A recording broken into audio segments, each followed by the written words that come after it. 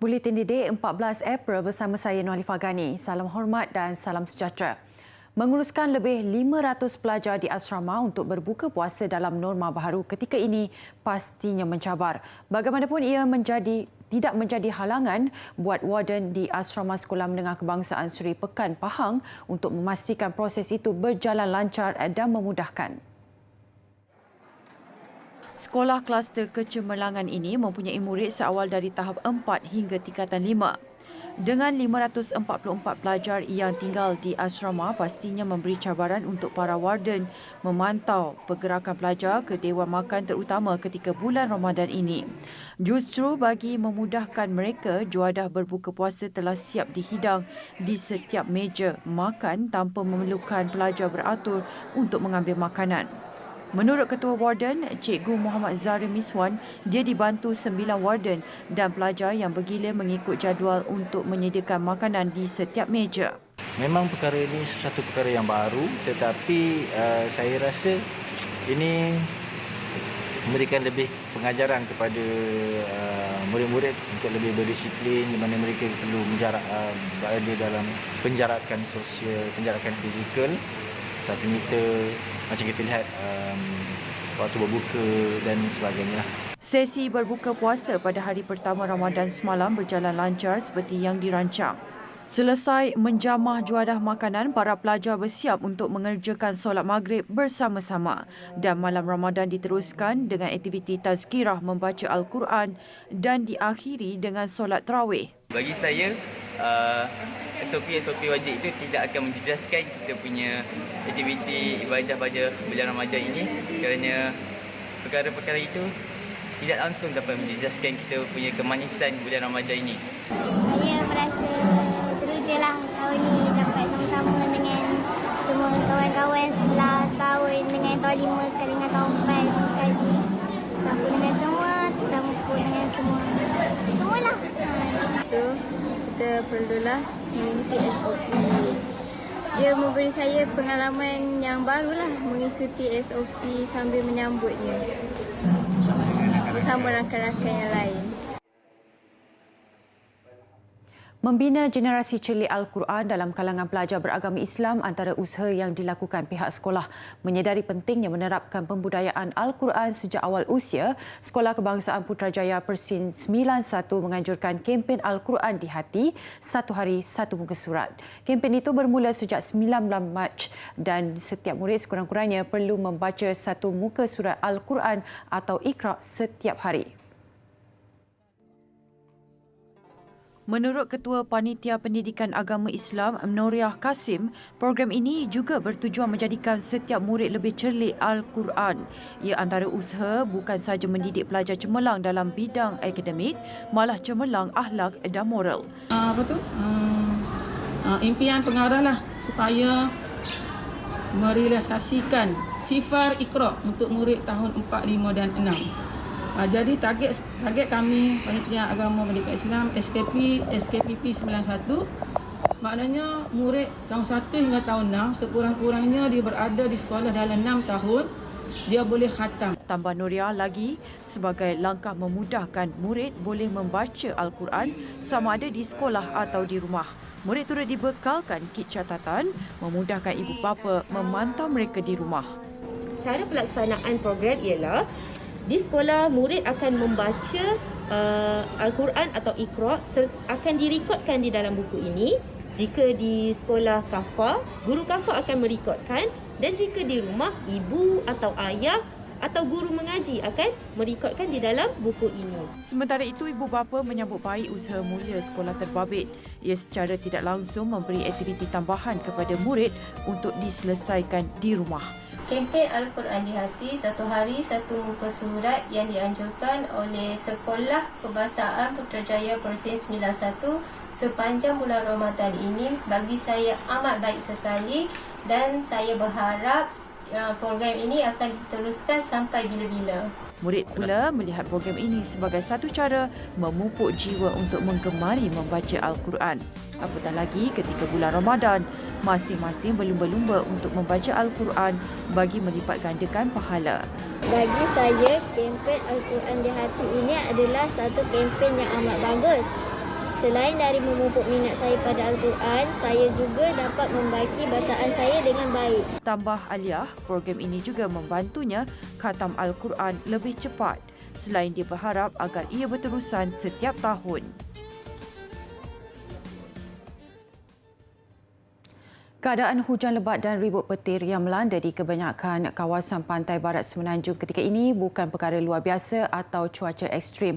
Ketua Pengarah Jabatan Meteorologi Malaysia, Met Malaysia, Jailan Simon berkata, keadaan cuaca itu berikutan negara kini berada dalam fasa peralihan monsun yang kebiasaannya menyebabkan hujan lebat atau ribut petir untuk waktu singkat pada waktu petang dan awal malam.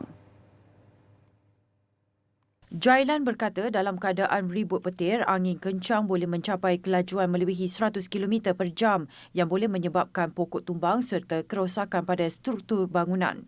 Met Malaysia meramalkan keadaan cuaca tersebut akan berterusan untuk tempoh beberapa hari akan datang. Situasi cuaca itu dijangka berkurangan minggu depan. Beliau mengulas mengenai kejadian banjir kilat di beberapa kawasan di sekitar ibu kota semalam, susulan hujan lebat dan ribut petir yang berterusan sejak jam 4.30 petang. Banjir kilat itu menyebabkan kenderaan ditenggelami air serta kesesakan lalu lintas. Malah struktur bangunan termasuk gerai kemah peniaga, bazar Ramadan roboh dan cermin bangunan pecah akibat dibadai ribut.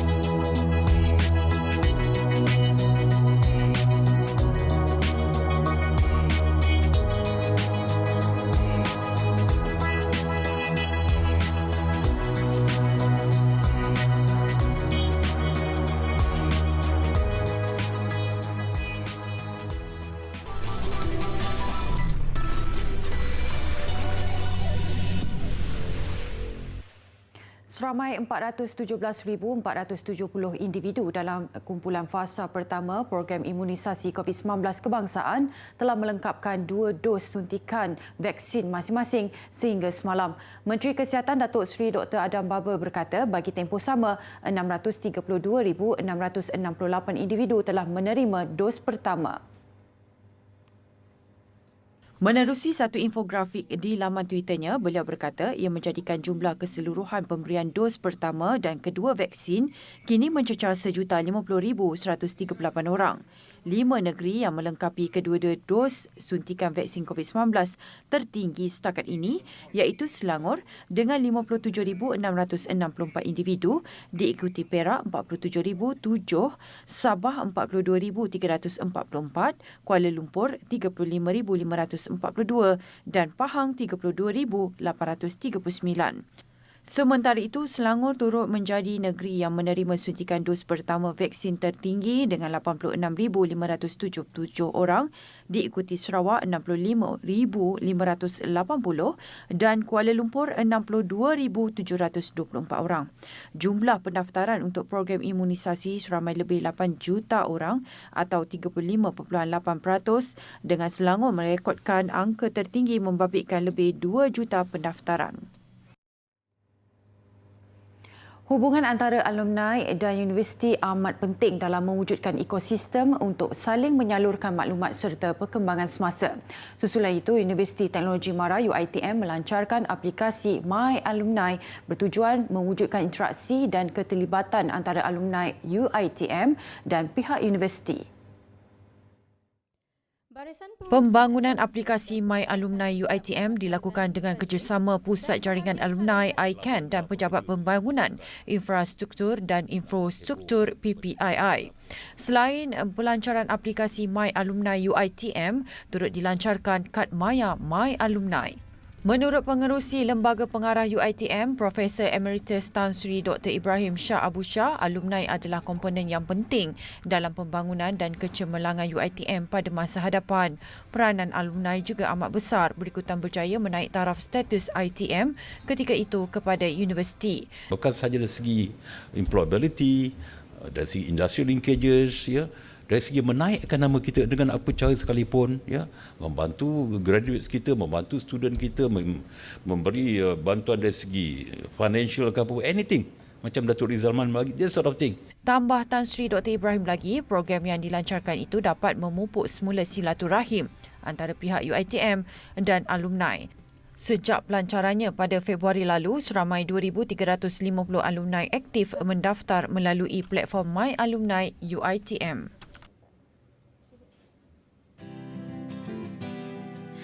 Seelok-eloknya berbuka dengan mengambil kurma kerana ianya mengandungi tenaga, serat, vitamin dan mineral. Kita juga boleh mengambil buah-buahan segar seperti tembikat ataupun betik bagi menggantikan kurma. Pelbagaikan jenis makanan seperti bihun sup, mi, nasi berserta ikan ataupun ayam serta sayur dan buah-buahan ketika berbuka puasa. Pengambilan air yang mencukupi juga sangat penting ketika berpuasa bagi mengelakkan dehidrasi. Air boleh diambil dalam bentuk minuman ataupun dalam bentuk sup. Elakkan mengambil makanan yang pedas ataupun berempah ketika berbuka puasa.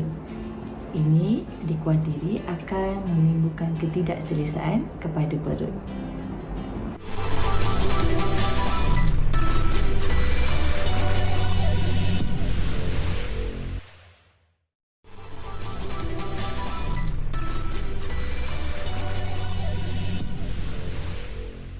Bubur lambuk Masjid Jamik Kampung Baru merupakan juadah berbuka yang ditunggu-tunggu oleh orang ramai setiap kali tibanya Ramadan. Dan jika tahun lalu ia tidak dapat dilaksanakan kerana pandemik COVID-19, kerinduan masyarakat terhadap juadah itu bakal terubat apabila pengagihannya tahun ini mendapat kebenaran Majlis Keselamatan Negara MKN. Ia sudah pastinya berita gembira buat penggemar bubur lambuk tradisi yang berusia 100 tahun itu. Seawal jam 6 pagi, ahli jawatan kuasa masjid sibuk menjalankan persiapan untuk menyediakan bubur lambuk.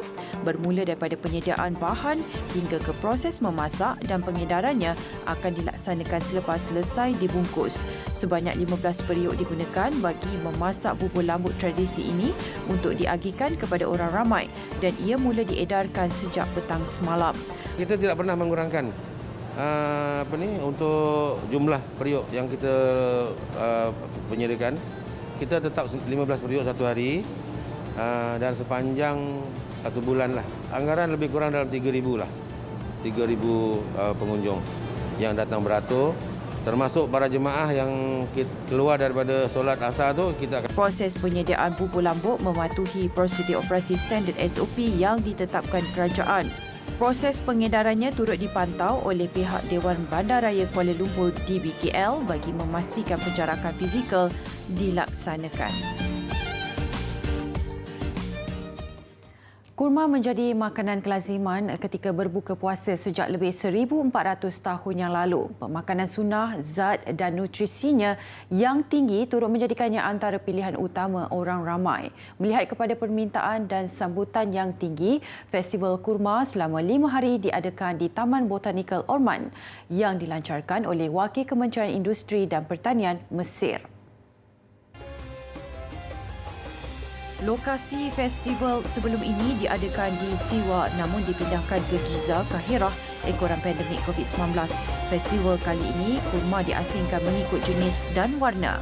Malah terdapat barangan dan produk lain yang turut dipamerkan termasuk hasil ukiran kayu. حدث أول مرة يحصل وتشجيع لصناعة بلدك والتمور وإحنا أكتر الناس من زمان جدا مشهورين بالتمور فلازم نشجع حاجة زي كده بما إنها حاجة غذائية دخلت رمضان والتمر شيء أساسي على سفرة رمضان فكان لازم أجي وأشوف. Kebanyakan pempamer datang dari Mesir dan terdapat juga wakil dari beberapa negara Arab lain termasuk Jordan dan Libya.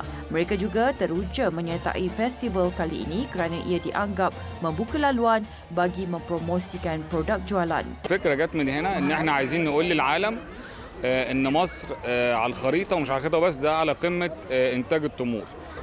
مشترك في المعرض عارضين من كل محافظات مصر وسيوة، الوادي الجديد، أسوان، كفر الشيخ، من كل محافظات اللي بتنتج تمور موجودين، وكمان عندنا إخوة من ليبيا ومن الأردن والتمور من السعودية. Menurut Pertubuhan Makanan dan Pertanian di bawah Pertubuhan Bangsa-Bangsa Bersatu, PBB, Mesir adalah negara pengeluar kurma utama dunia, diikuti dengan Arab Saudi dan Iran. Pameran Kenderaan Antique Oldtimer Gallery 2021 kali ke-30 tarik perhatian ramai pengunjung di St. Petersburg, Rusia. Terdapat pelbagai model yang dipamerkan termasuk Rolls-Royce, sporty Bentleys dan Audi. Sebilangan kenderaan yang dipamerkan dalam keadaan yang teruk dan pelbagai usaha dilakukan dengan membaiki struktur luaran serta dalaman untuk menambah keselesaan. Contohnya Bentley yang dibina pada tahun 1936 ini. Semua komponennya agak baik dan hanya memerlukan pertukaran cat selain sedikit hiasan dalaman. Ini pula Moskvich 415 yang dibina pada tahun 70-an yang mempunyai prototipe kenderaan SUV. Jika anda peminat kereta antik buatan Amerika Syarikat, ini mungkin pilihan anda. Это Cadillac, 1959 год, Девиль. История его следующая. В мастерскую он к нам попал на реставрацию в 2016 году. Состояние его было, конечно, очень удручающее, но спустя год и 10 месяцев работы с ним он превратился вот в такого красавца, как вы видите.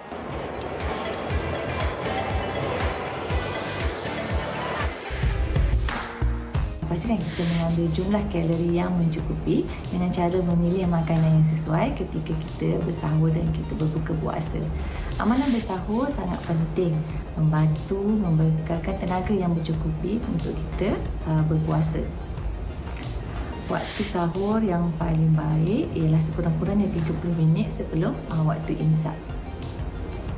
Kita digalakkan mengambil kumpulan makanan karbohidrat kompleks waktu bersahur seperti nasi, roti, biskut mi penuh ataupun oat.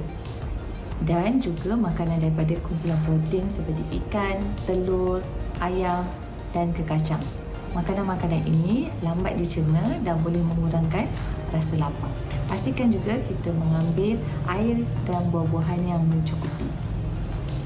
Makanan masin boleh meningkatkan rasa dahaga. Oleh itu, elakkan pengambilan makanan seperti ikan masin, jeruk, belacan dan kicap sewaktu kita bersahur.